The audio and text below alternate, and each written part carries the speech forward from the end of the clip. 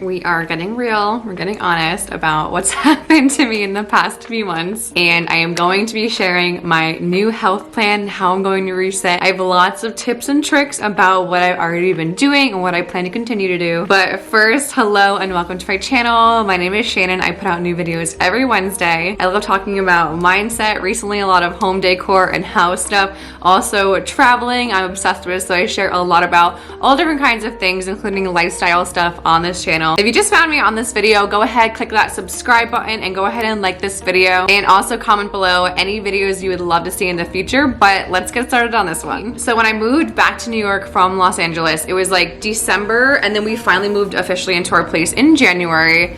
All of a sudden it's May. Like, time flies. Like 4 or 5 months, I feel like that just flew by. And one thing that I was not focusing on, because I was focusing on moving, was my health. Mental health also suffered a little bit. That was one of the first things that got back on track. I've been going to therapy every week, and for me, mental health and physical health go hand in hand. Like, I feel like they go together so much when you're working on one or the other. I feel like you have to talk about them together. In this video, there's not going to be talk about numbers, like in terms of weight or anything like that. There was no restrictive eating or crazy dieting. Just so if any of that is a trigger for you, that's not going to be in this video. Me personally, the number on the scale can be whatever it wants to be, but if I'm not feeling comfortable in my body, if I feel like I've gained weight and I'm just not feeling comfortable anymore, that's a sign to me like I have to take a look at something, like what's going on in my life, what has changed. And a few big things have changed. I realized in LA we are outside a lot more often, walking around, getting exercise when we weren't intentionally trying to like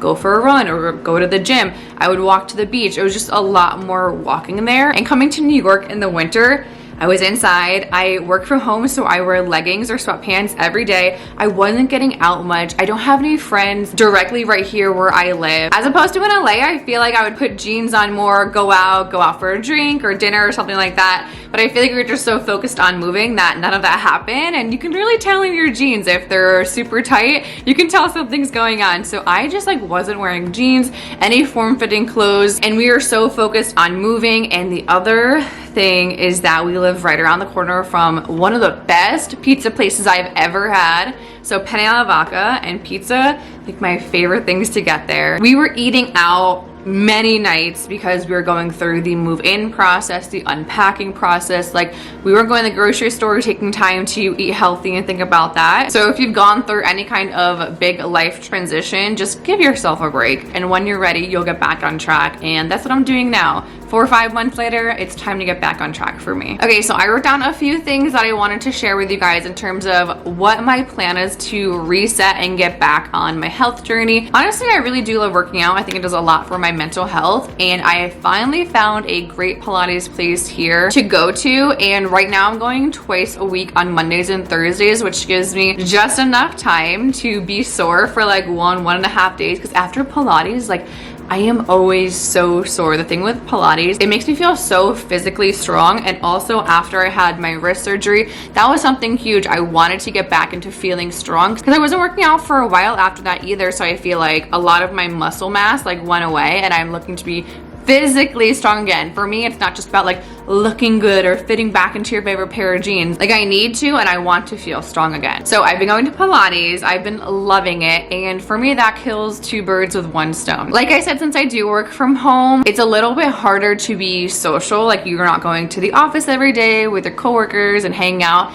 So I will go before I start working in the morning. So I'll go around like 8 o'clock. I usually go to the 8 o'clock class, and sometimes it's just the instructor there. So I get like a one-on-one private class, which I love. I had never had a private Pilates class before I joined the studio. But getting out in the morning, being social, moving your body, and then starting some work, like, there is a huge sense of accomplishment.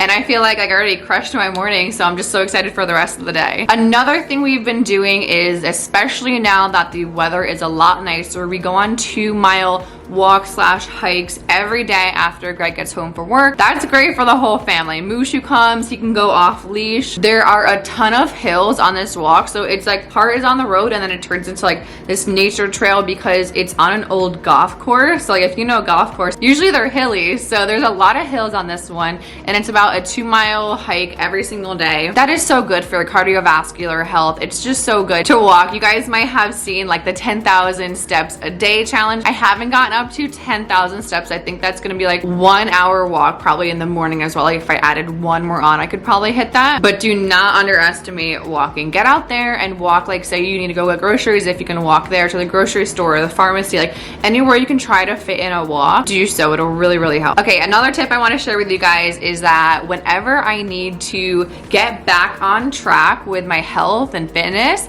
I drink celery juice every single morning. So at least 16 ounces in the morning before I eat or drink anything else. I actually don't eat or drink before Pilates because I have found if I do, like I just do not feel good. I feel sick. I drink water actually sometimes, but I do not eat anything before Pilates. So I'll come home and on the days I don't have Pilates, I'll just make celery juice first thing. I make it fresh every morning because that's just the way I prefer, but I think you can make it at night and bottle it up, put it in the fridge. But I do make sure I wash my celery before I juice it because I found some nasty things on celery, and I buy the organic celery bugs. You don't even know what comes off of it. But I soak it in strong alkaline water. This is from my Kangen machine. This is 11.5 pH water. I soak it for at least 20 minutes and then rinse it off with the 9.5 pH water. The 9.5 is what I drink every single day. And then I just put it in the fridge and then go ahead and make it with a juicer every morning. I have found that it's very detoxifying, also very hydrating, and there's actually a lot of great health benefits in terms of reducing inflammation. But I actually did a YouTube video on this. I did a 30-day challenge. I think this was like 2 years ago in 2020.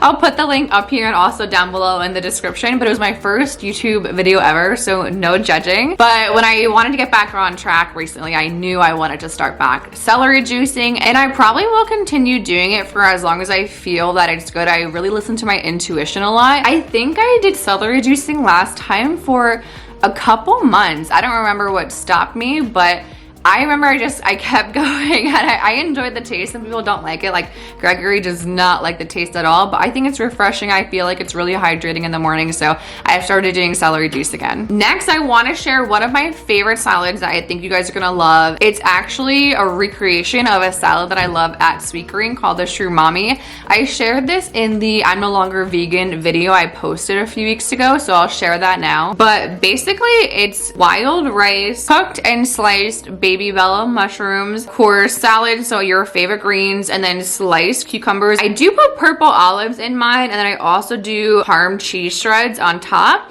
and those are totally optional. You can add in whatever else, you can remove whatever else, but I also use this sesame ginger dressing, and I think it's so delicious. Like I think that's the exact one they have at Whole Foods. So I always try to have a salad for lunch every day. It just like, I no longer have to think about what am I gonna make for lunch. And before, when I didn't know what I was gonna make for lunch, I just had a quesadilla every day for lunch. Tortilla and tons of cheese. Like I do not need that in my life. I break out a lot with dairy. I really try and limit my cheese, but try this salad out. I call it more of like a warm bowl because you have like the warm rice and mushrooms, but it's delicious. And if you also have a Sweet Green near you, which they finally just opened one, I think it's like 15-20 minutes from here, I have to go there, but try this Shroomami bowl. Very good. Okay, next I just went and grabbed 2 of my favorite healthy snacks that I want to share. If you've never seen these, I've never seen these either. Greg found these in Whole Foods. They are called lentil chips. Simply 7